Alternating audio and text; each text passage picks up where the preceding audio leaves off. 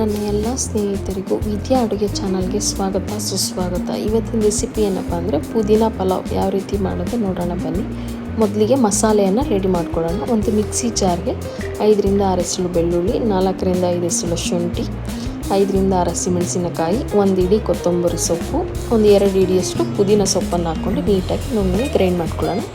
ಈಗ ಒಂದು ಕುಕ್ಕರ್ಗೆ 3ರಿಂದ 4 ಸ್ಪೂನ್ ಎಣ್ಣೆ, 2 ಸ್ಪೂನ್ ತುಪ್ಪವನ್ನು ಹಾಕ್ಬಿಟ್ಟು ಬಿಸಿಯಾದ ನಂತರ ಸಾಸಿವೆಯನ್ನು ಹಾಕ್ಕೊಳ್ಳೋಣ. ಮತ್ತು ಈಗ ಕರಿಬೇವಿನ ಸೊಪ್ಪು, 5ರಿಂದ 6 ಹಸಿಮೆಣಸಿನಕಾಯಿನ ಉದ್ದನ್ನ ಕಟ್ ಮಾಡಿ ಇಟ್ಕೊಂಡಿರೋದು ಹಾಕ್ಕೊಳ್ತಾ ಇದ್ದೀವಿ. ಈಗ ಚಕ್ಕೆ, ಏಲಕ್ಕಿ, ಲವಂಗ, ಕಸೂರಿ ಮೇಥಿ, ಸೋಂಪನ್ನು ಹಾಕ್ಕೊಂಡು ಈ ಮಸಾಲೆ ಎಲ್ಲ ಫ್ರೈ ಮಾಡ್ಕೊಳ್ಳೋಣ.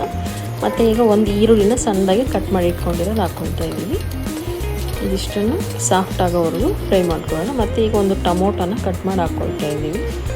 ಈರುಳ್ಳಿ ಮತ್ತು ಟೊಮೊಟೊ ಫ್ರೈ ಆಗೋವರೆಗೂ ಮಿಕ್ಸ್ ಮಾಡ್ಕೊಳ್ಳೋಣ. ಈಗ ಒಂದು ಬೌಲಷ್ಟು ಹಸಿ ಬಟಾಣಿಯನ್ನು ಹಾಕ್ಕೊಳ್ತಾ ಇದ್ದೀವಿ. ಪುದೀನ ಪಲಾವ್ಗೆ ಹಸಿ ಬಟಾಣಿಯನ್ನು ಹಾಕ್ಕೊಳ್ತಾ ಇದ್ದೀವಿ. ಮತ್ತು ಈಗ ರುಬ್ಬಿರ್ತಕ್ಕಂಥ ಮಸಾಲೆಯನ್ನು ಹಾಕ್ಬಿಟ್ಟು ನೀಟಾಗಿ ಎಲ್ಲವನ್ನು ಮಿಕ್ಸ್ ಮಾಡ್ಕೊಳ್ತಾ ಇದ್ದೀವಿ.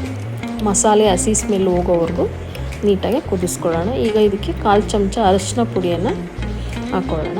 1/4 ಚಮಚ ಅರಿಶಿನ ಪುಡಿ ಹಾಕಿದ ನಂತರ ರುಚಿಗೆ ತಕ್ಕಷ್ಟು ಉಪ್ಪನ್ನು ಹಾಕ್ಬಿಟ್ಟು ನೀಟಾಗಿ ಮಿಕ್ಸ್ ಮಾಡ್ಕೊಳ್ಳೋಣ. ಮಸಾಲೆ ಎಲ್ಲ ಮಿಕ್ಸ್ ಆಗೋ ಥರ ನೀಟಾಗಿ ಮಿಕ್ಸ್ ಮಾಡ್ಕೊಳ್ಳೋಣ. ಈಗ 1 ಗ್ಲಾಸ್ ಅಕ್ಕಿಗೆ 2 ಗ್ಲಾಸ್ ನೀರನ್ನು ಹಾಕ್ಕೊಳ್ತಾ ಇದ್ದೀವಿ. 2 ಸ್ಪೂನ್ ಮೊಸರನ್ನು ಹಾಕ್ಕೊಳ್ತಾ ಇದ್ದೀವಿ. ಈ ಸ್ಪೂನ್ ಮೊಸರು ಹಾಕ್ಬಿಟ್ಟು ನೀಟಾಗಿ ಮಿಕ್ಸ್ ಮಾಡ್ಕೊಳ್ಳೋಣ. ಮೊಸರೆಲ್ಲ ನೀಟಾಗಿ ಮಿಕ್ಸ್ ಆದ ನಂತರ ಕುದಿ ಬಂದ ನಂತರ ಈಗ ಇದಕ್ಕೆ ಅಕ್ಕಿಯನ್ನು ಮಿಕ್ಸ್ ಮಾಡ್ಕೊಳ್ಳೋಣ.